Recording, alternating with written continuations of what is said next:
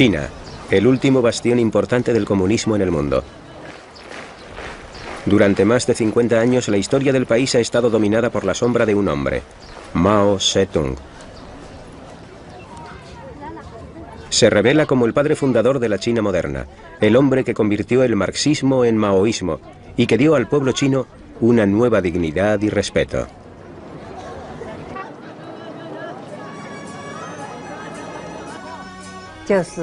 La gente creía que Mao Zedong les traería la felicidad.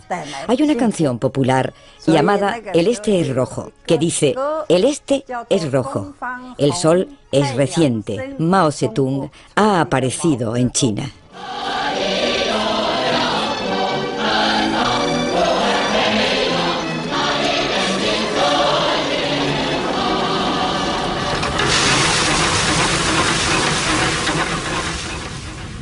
Mao procedía de una familia de campesinos. Sus padres y sus abuelos poseían una parcela de 1,5 hectáreas en la población de Shaoxanshang.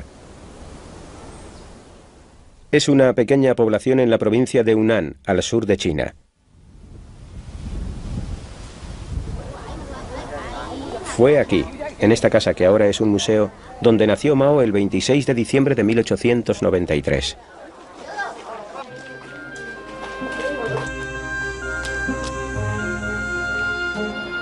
China era una sociedad feudal, donde una pequeña élite vivía bien y millones apenas podían sobrevivir.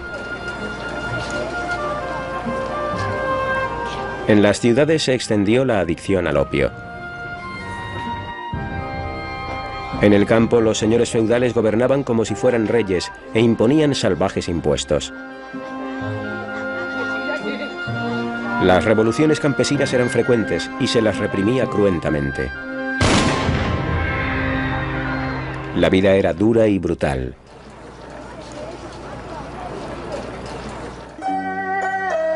La familia de Mao era de mejor condición social que otras muchas. Su padre, Mao Zedong, era un hombre que se había hecho a sí mismo, de marcado temperamento, que creía en las virtudes del trabajo duro y a menudo pegaba a sus hijos. Mao y sus 2 hermanos pequeños eran más felices junto a su madre Wen Chimei, una budista analfabeta pero entregada que intentaba protegerles. Mao tenía una relación muy estrecha con su madre. Pasaba mucho tiempo discutiendo con su padre y en sus últimos años, cuando fue a visitar la tumba de sus padres, Mao dijo que su madre había sido mucho más importante para él de lo que fue su padre. A la edad de 6 años, el joven Mao ya trabajaba duro durante horas en los campos de su padre. Recibió una corta educación y para cuando cumplió los 13 años ya trabajaba a jornada completa en la granja de su padre. Cada vez era más impaciente. No tenía educación, pero tenía una ambición que él ignoraba. Y esta era una muy buena combinación. No sabía qué hacer consigo mismo, pero siempre tenía un apetito voraz por la lectura y un espíritu de aventurero radical. Cuando tenía 14 años, su padre arregló su matrimonio con una muchacha de la localidad, pero Mao por aquel entonces ya sabía que quería escapar de la vida local y nunca la aceptó ni vivió con ella.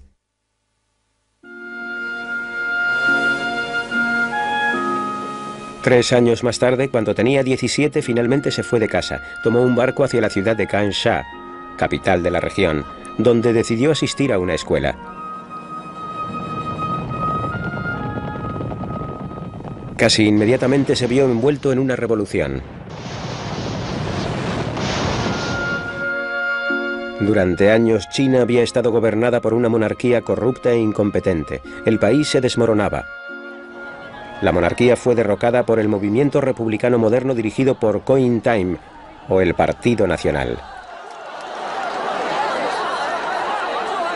Mao se unió a la agitación, aunque en Shansha había una calma relativa.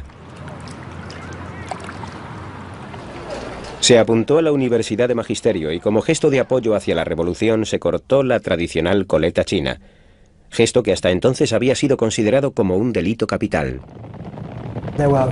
Había bandas armadas y bandidos. Era una época en que una juventud patriótica vagaba por toda China. Se unió al movimiento estudiantil. Soñaba con una nueva China. Creía en la importancia del bienestar físico. Sabemos esto porque uno de sus amigos de juventud escribió un libro sobre el tiempo que vivieron juntos y sobre cómo Mao le convenció a él y a algunos otros para recorrer el campo durante las vacaciones, cruzando ríos y atravesando montañas, porque pensaba que si la gente joven era la que iba a salvar a China, tenían que estar sanos y fuertes para lograrlo. En 1918 recibió el título de maestro. Tenía 24 años. En ese mismo año su adorada madre moría. Ahora ya no le quedaba ningún incentivo para volver a casa y se marchó a la capital, Beijing, para buscar trabajo. La ciudad estaba llena de gente joven intentando ganarse la vida. Mao tuvo dificultades para encontrar trabajo, pero al final encontró un puesto humilde en la universidad y se mudó a una habitación que compartía con otras 7 personas en la parte pobre de la ciudad. Mao era ayudante en una biblioteca de Beijing y creo que para él esto fue lo más cercano a la educación universitaria. Los estudiantes, los otros estudiantes, le trataban con desprecio. También el nivel de este puesto le frustraba enormemente. Fue en ese momento, al mezclarse con los estudiantes, cuando Mao oyó hablar de la revolución comunista en Rusia y se quedó fascinado. Parecía ofrecer nuevas esperanzas para los campesinos oprimidos de su propio país. Mao se convirtió en un marxista revolucionario y miembro inaugural del Partido Comunista Chino. Se trataba de un pequeño grupo, y Mao era, digamos, como el representante de las masas, por decirlo de alguna manera, y nadie le tomaba en serio en absoluto. Mao volvió a la provincia de Hunan para predicar el comunismo entre los campesinos. Con él se llevó a su nueva esposa, la hija de un antiguo profesor suyo. Pero le quedaba poco tiempo para la vida familiar. China entonces estaba gobernada por un violento anticomunista llamado Chiang Kai-shek. En 1927 abatió a sus oponentes radicales. Miles de comunistas fueron brutalmente aniquilados. A muchos les dispararon y golpearon. Mao huyó junto con su familia y un grupo de lucha comunista a las inaccesibles y lejanas montañas de Jiangxi, al sur de China, un lugar que él conocía desde su juventud.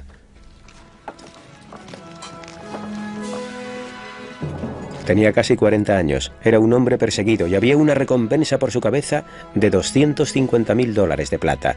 Iba a erigirse como la figura revolucionaria más importante de China.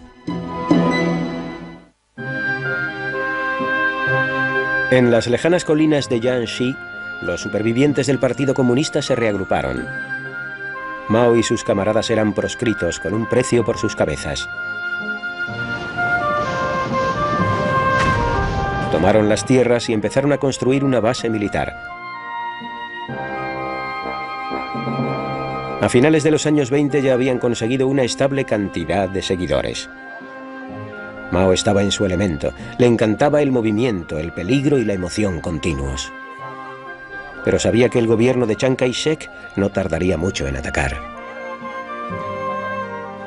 Mao y otros comunistas se dieron cuenta de que habían construido un ejército poco a poco y con mucha dificultad, porque los campesinos no querían ser guerreros, solo querían ocuparse de sus tierras, cuidar a sus familias.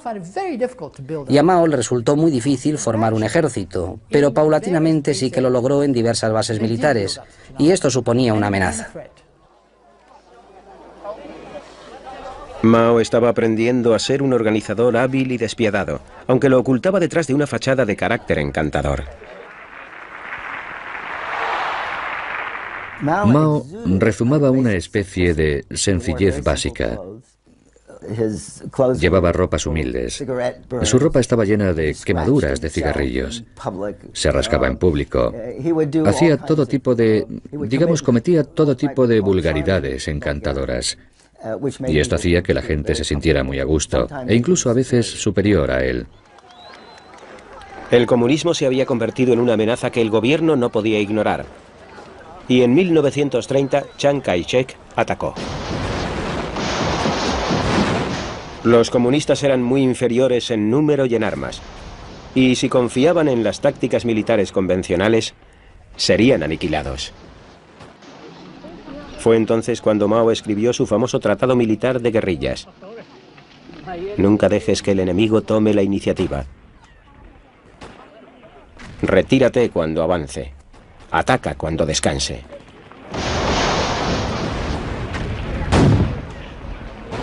Una de las primeras víctimas fue la esposa y compañera de Mao, Yang Kai-hui, que murió en un combate de guerrillas. 6 meses más tarde, cuando las tropas del gobierno se acercaron, Mao se volvió a casar. Su nueva esposa era una guerrillera llamada Hol Sei-chen, pero fue un matrimonio que vivió en constante fuga. En 1934 había casi 1 millón de soldados del gobierno rodeando el campamento comunista. Incluso la guerra de guerrillas se hizo imposible. Los comunistas aceptaron su derrota y se vieron obligados a retirarse. A medida que se retiraban, discutían sobre qué harían después. La mayoría de los líderes quería realizar su última hazaña heroica. Mao, casi completamente solo, se opuso a ello, y después de semanas de retirada, afectado por las derrotas militares, se vio obligado a comparecer. Eligió justo el momento oportuno, cuando todo el mundo estaba harto. Habían recorrido cientos y cientos de kilómetros sin saber dónde iban, y él vio este momento como la oportunidad de llevar a cabo una confrontación y convertirse en el líder. Fue una confrontación histórica, el momento en que Mao se convirtió en el líder incuestionable. Partiendo desde el sur, desde Jiangxi, en la mayor retirada de la historia militar, un viaje de unos 10.000 kilómetros atravesando China hasta Shanxi en el norte. Fue conocida como la Larga Marcha. Los ataques que recibían los soldados comunistas eran constantes durante todo el viaje, y el precio a pagar fue alto. De las 100.000 personas que partieron, solo sobrevivieron menos de 20.000. Pero la Larga Marcha salvó a los comunistas de una muerte segura y convirtió a Mao en una leyenda viviente. En la escuela aprendíamos cómo Mao y el Ejército Rojo escalaban montañas nevadas y las cruzaban. Eran muy heroicos. Sacrificaban sus vidas por China y también por la liberación del pueblo chino, por supuesto. Un año más tarde, en 1936, el líder comunista se refugió en la aislada ciudad del norte de Yenan, demasiado lejana para que las fuerzas del gobierno les alcanzaran. Entonces, igual que ahora, Yenan era una ciudad pobre dedicada al comercio y rodeada por escarpadas montañas, y olvidada por los sucesivos gobiernos. Mao y los demás líderes comunistas instalaron sus viviendas en las cuevas típicas de la región. A medida que el rumor de que había creado una nueva base se extendió, nuevos seguidores se añadían, atraídos por su fama de proscrito. Mao podía llegar a la gente tanto a nivel individual como a nivel colectivo. Era un gran comunicador. Pero también tenía una cierta habilidad para escoger el lugar donde contar su historia. En Yenan especialmente, lo hacía fuera de la ciudad, con las cuevas donde vivía la gente a sus espaldas. Y el estado primitivo de estas cuevas implicaba que había una necesidad de renovarlo todo. El sonido de los caballos, el ruido de los equipos militares, los gritos de los soldados en la distancia, hacían, especialmente para la gente joven que llegaba a Yenan, que todo resultara mágico.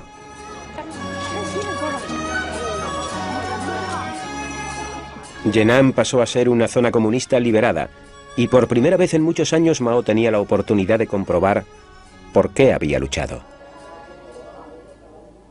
Escribió poesías y también más minuciosamente sobre la política revolucionaria. Todos se sentían atraídos hacia él. Por sus discursos se podía interpretar que era mejor que los demás líderes comunistas. Los otros se habían formado en el frente o en Rusia, de modo que su nivel intelectual era diferente y no podíamos entenderles fácilmente. La mayoría de nosotros preferíamos a Mao.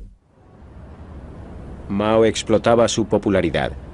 Detrás de su fachada de gran líder también había un mujeriego. Mao era muy popular, ya que exigía una rígida disciplina a sus oficiales con respecto a las mujeres y a los derechos de estas. Y él, a su vez, literalmente se aprovechaba de la situación. Era un famoso filántropo. Cuando llegaron los nuevos refuerzos, Mao comenzó una relación con una actriz llamada Yang Qin. Abandonó a su mujer por ella.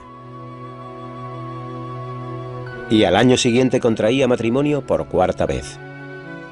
Permaneció junto a Yang Qin durante el resto de su vida, aunque tampoco le sería fiel. Solo más tarde quedaría claro que la crueldad de Mao era parte de su personalidad.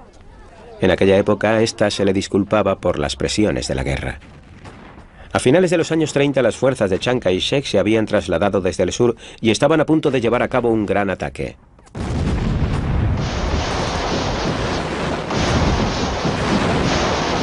La ayuda llegó de un lugar inesperado. El antiguo enemigo de China, Japón, invadió China, cometiendo verdaderas atrocidades entre la población civil.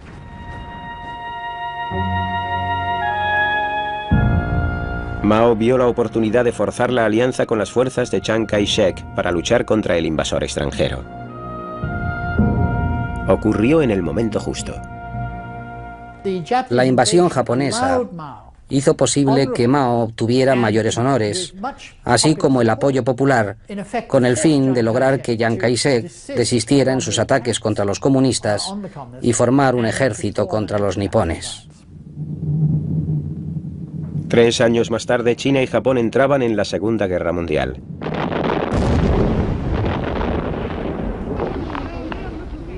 Estados Unidos envió refuerzos y consejeros para ayudar a Mao a luchar contra los japoneses. Al final de la guerra, gracias a la ayuda norteamericana, los comunistas eran más fuertes y estaban mejor equipados que nunca. En 1949, después de una serie de batallas contra las tropas del gobierno, las guerrillas de Mao invadieron el país y entraron en la capital, Beijing.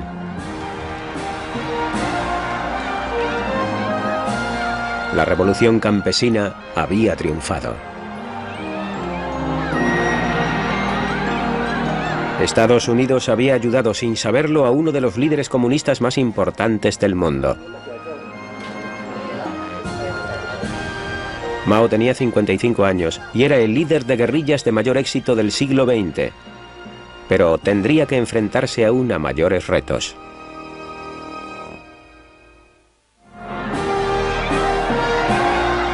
El 1 de octubre de 1949, en la plaza de Tiananmen de Beijing, Mao Zedong proclamó el nacimiento de la República Popular China. Esto suponía el final de 30 años de guerra civil.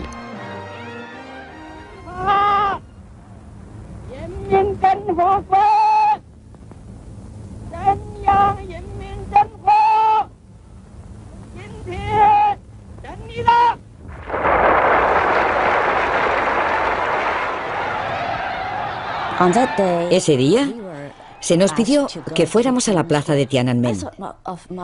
A mí me pareció que Mao era una gran persona y el salvador de China, porque hasta aquel momento yo había presenciado la corrupción del gobierno. Por eso le admiraba mucho y por eso llevé a mis compañeros de la universidad.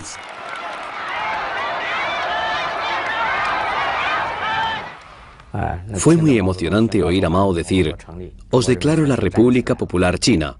Yo no había oído mucho sobre esto, pero en el fondo de mi corazón Mao se convirtió poco a poco en un dios. Ese otoño Mao viajó al norte, a Moscú. Era su primer viaje al extranjero y no sabía lo que le esperaba. Pero estaba impaciente por introducir a China en el siglo XX y esperaba que su aliado más importante, la Unión Soviética, le ayudara.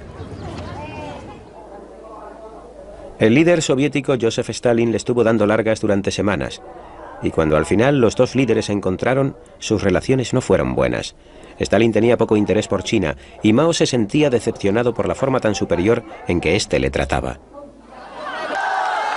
A pesar del caluroso recibimiento, Mao abandonó Moscú desilusionado con su aliado soviético. China tendría que solucionar sus problemas sola. De vuelta a casa mantuvo su promesa hacia los campesinos y anunció un programa de reforma de tierras.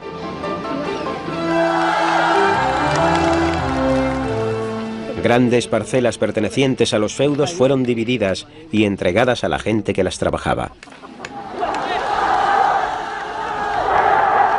Los señores feudales fueron humillados públicamente.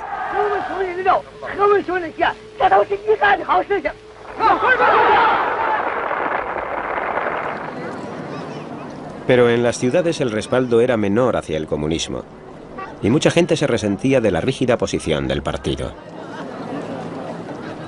Había un resentimiento general hacia la rigidez con que el partido trataba a todo aquel que no fuera miembro del partido, hacia la forma en que gobernaban el país, concretamente entre los intelectuales que pensaban que por tradición pertenecían a la élite del gobierno y que ahora habían sido desplazados por oficiales del partido que apenas tenían una educación primaria en el mejor de los casos. Mao percibió el descontento y en 1956 llevó a cabo el primer experimento de democracia en China. Una invitación abierta a los intelectuales del país para que expresaran sus opiniones. Dejó que 100 flores florecieran, que 100 escuelas de pensamiento se expresaran. Se esperaba la peor de las críticas.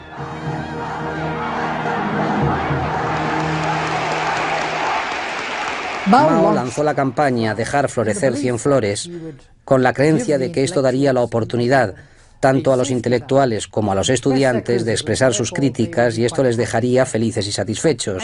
Y realmente pensaba, tampoco lo hemos hecho tan mal en los últimos 7 años, así que ¿por qué vamos a esperar unas críticas fuertes? Pero había malinterpretado el sentimiento general.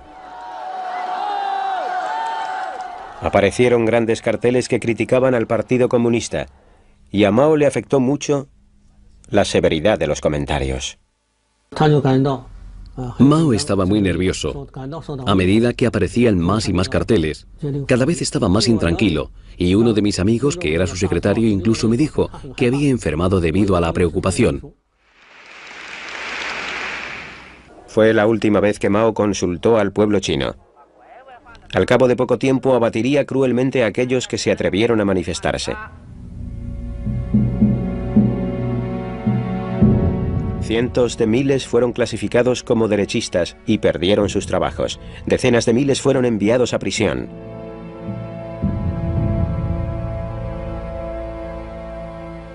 Uno de ellos era el periodista Liu Binyan, que sugirió que el Partido Comunista debería ser más responsable. Le costó creer lo que le estaba pasando. Me declaré culpable porque no podía pensar que Mao se equivocaba, y pensé que era yo el que me equivocaba. Durante 2 meses mi periódico escribió artículos denunciándome. Pensé que estaba acabado, y fui enviado a trabajar al campo. Más de 1 millón de familias se vieron afectadas por la denominada limpieza antiderechista. La mujer de Liu Binyan no vio a su marido durante años. Cuando Liu Binyan fue tachado de derechista, me afectó mucho y me quedé dividida, digamos, en 2 personas. Pensaba que Mao no podía equivocarse. Luego, era yo la que me estaba equivocando. Así que intenté resignarme a la idea de que Liu Binyan era de derechas. Para mucha gente este fue el momento en que Mao perdió el contacto con la realidad y pasó de ser un líder comunista a ser un dictador paranoico y asesino. Era ridículo. Estos escritores no eran de derechas en absoluto. Un amigo mío que estaba en una reunión y no dijo nada, pero que se tocó la cabeza, por eso era de derechas. ¿Por qué? Le dijeron que al tocarse la cabeza lo que estaba indicando era que si hablaba le iban a cortar la cabeza, así que por eso ya era de derechas.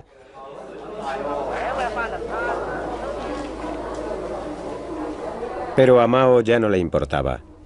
Rodeado de sus hombres de confianza, tenía ahora libertad para perseguir sus ideales personales. Pocos se podían imaginar a dónde llegaría esto. En 1958, Mao abandonó Beijing para hacer una de sus giras periódicas por el país. Estaba impaciente por el ritmo tan lento de cambio que llevaba todo y temía que se hubiera pasado el momento para la revolución. Creyó que era el momento de agitar el país y hacer resurgir el antiguo entusiasmo. Mao era alguien que creía en el movimiento. Le encantaba la agitación. Así se lo dijo a su médico. Y está bastante claro por la forma en que se comportaba, y parte de su personalidad era parte de su vida marcial y de la existencia de la guerrilla. Eso es lo que era la revolución.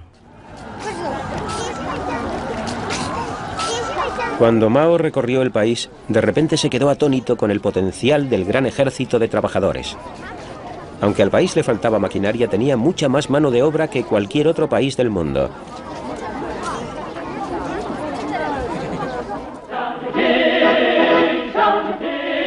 Ese verano habló de pasar a la acción y lo llamó el Gran Salto Adelante, una movilización masiva de millones de chinos.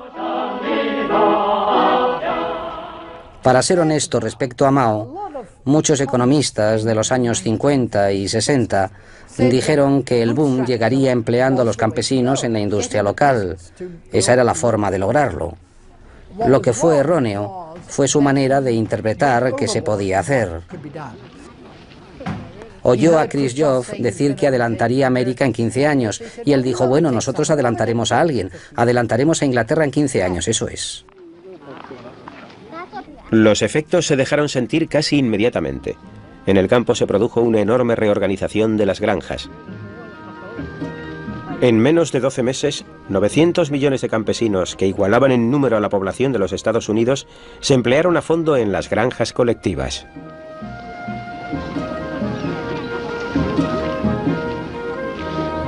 Se esperaba que la producción de grano se cuadruplicara. Pero los planes de Mao eran incluso más ambiciosos. El país tenía que producir más acero. ¿Por qué no tenían los millones de chinos que ayudar al país a avanzar y a industrializarse de la noche a la mañana? Se publicó un decreto y el país se convirtió en productor de acero. Ese año el cielo nocturno era de color naranja, ya que millones de diminutos hornos se construían en cada ciudad y lugar de trabajo. Mucha gente no tenía nada que echar al horno. Íbamos a las casas de nuestros amigos para recolectar metal, pero luego ya no podíamos encontrar ni una pizca de metal. Entonces cogimos el calentador y lo convertimos en trozos de metal. Fue algo inimaginable, algo estúpido, pero lo hicimos. El Gran Salto Adelante se convirtió en la mayor movilización humana jamás vista en el mundo.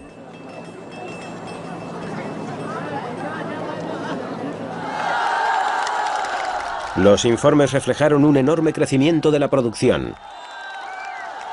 Mao quería oír buenas noticias, y como los recuerdos de la limpieza antiderechista todavía estaban frescos en la memoria del pueblo, nadie le contradecía. Mao se volvió ciego y sordo. Estaba aislado y enfermo, como un emperador en su palacio. El año siguiente la verdad salió a la luz. La mayor parte del acero era inservible.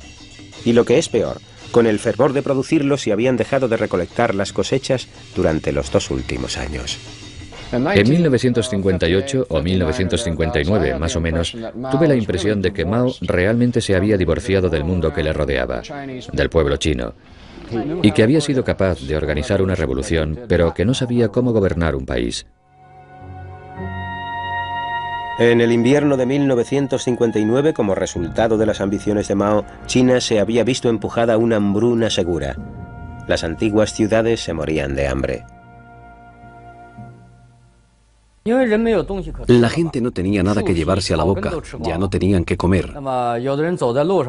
Cuando ya no les quedaba nada, se comían los cuerpos de los que habían muerto hacía poco.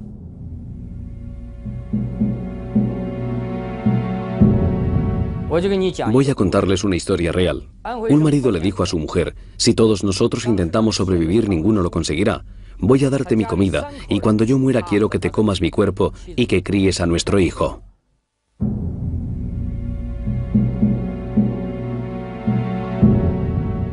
Nadie sabe hasta qué punto se extendió ese canibalismo.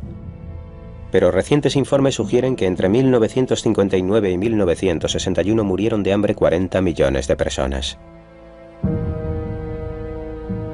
Fue la peor hambruna de toda la historia.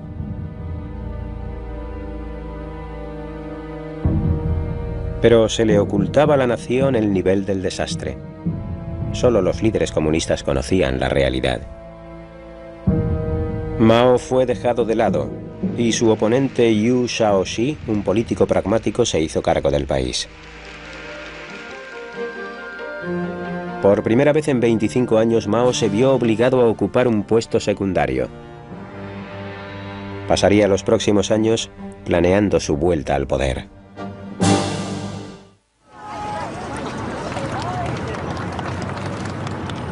En 1966, Mao, a la edad de 73 años, se dio un baño al que se le dio mucha propaganda en el río Yangtze. Durante años observó consternado cómo el líder chino desmoronaba su revolución. Ahora era el momento de volver al panorama político, y esta fue su forma de decir: miren, he vuelto.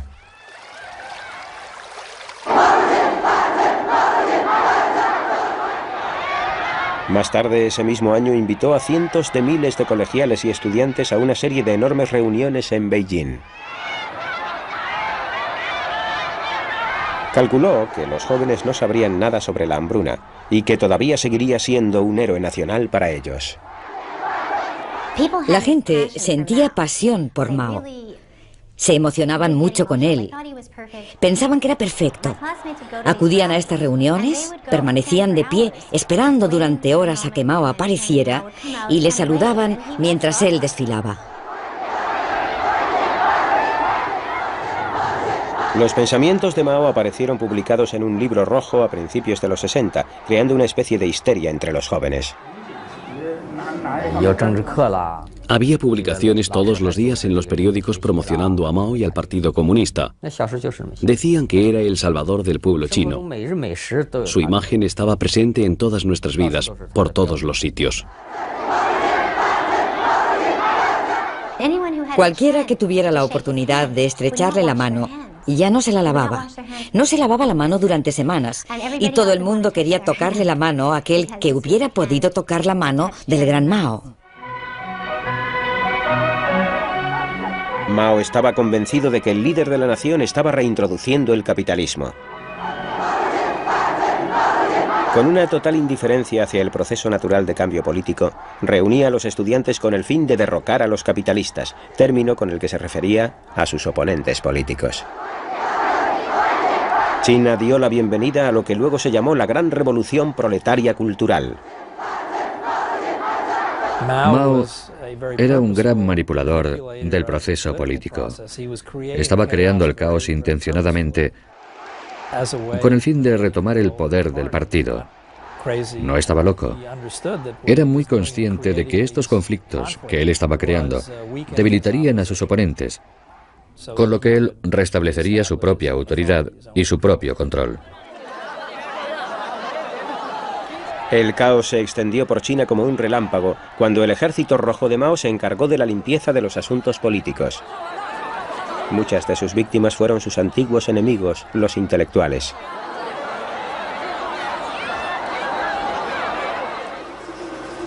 Chen Yixi se atrevió a escribir una carta a Mao exigiéndole una mayor democracia. Me detuvieron y denunciaron cientos de veces. Me golpearon 3 veces brutalmente. Me quedé tan agotado que hubiera podido morir fácilmente, pero de hecho quería vivir. 4 miembros de mi familia fueron asesinados porque se me acusaba de contrarrevolucionario.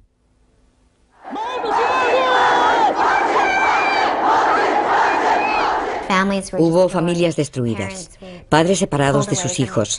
De hecho, en la oficina de mi marido torturaban a la gente hasta la muerte. Los envolvían con una manta y los golpeaban hasta que morían. Y luego tiraban los cuerpos por las ventanas y decían que había sido un suicidio. Mao estaba al frente del poder.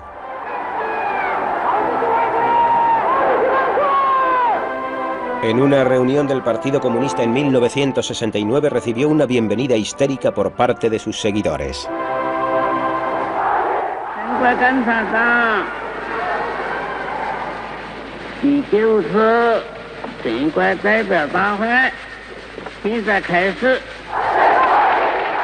No tenía escrúpulos a la hora de explotar esta nueva popularidad.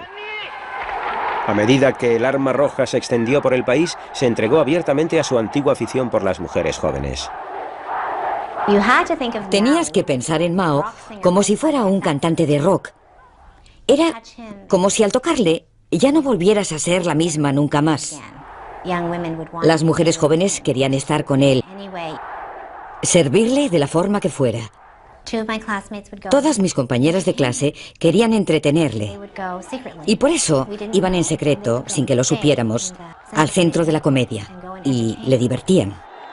Así que para él no suponía ningún problema encontrar a chicas que se acostaran con él. A finales de los 60, más de 1 millón de personas habían sido asesinadas o encarceladas por el Ejército Rojo. Los oponentes de Mao habían sido derrocados del poder. Incluso él se había dado cuenta de que ahora era el momento de restaurar el orden. El Ejército Rojo se desmanteló. Muchos fueron enviados al campo a tranquilizarse. Tras años de caos en China, Mao ahora trataba de liberar a la nación de su aislamiento con respecto al mundo. Era su última y principal iniciativa. En un gesto característicamente audaz, recurrió a su archienemigo, los Estados Unidos, e invitó en 1972 al presidente de Norteamérica, Richard Nixon, a una reunión en Beijing. Primera ocasión de diálogo entre los dos países durante más de 3 décadas. A Mao le gustaba la compañía de Nixon, aunque la delegación norteamericana tenía dificultades para encontrar sentido a lo que decía. Ocasionalmente Mao hacía algún comentario del que no se podía entender o parte o la totalidad de este. Era demasiado complejo y no conocíamos el contexto en el que hablaba para poder entender lo que quería decir. Pero los chinos también estaban en la misma situación. No pisaban suelo firme. Sentían pánico de malinterpretar a Mao, de entender algo que no estuviera diciendo. Era el principio del resurgimiento chino en el mundo. Pero el estado de salud de Mao se estaba deteriorando y no viviría para ver los beneficios de su diplomacia. El 18 de septiembre de 1976, Mao moría a la edad de 83 años.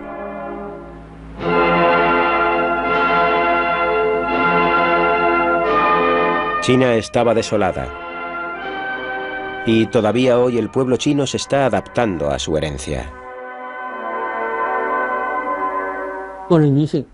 Sus malos juicios acarrearon la muerte de decenas de miles de personas. Si le miramos desde este punto de vista, fue uno de los mayores criminales de la historia, aunque también fue un gran precursor del bien.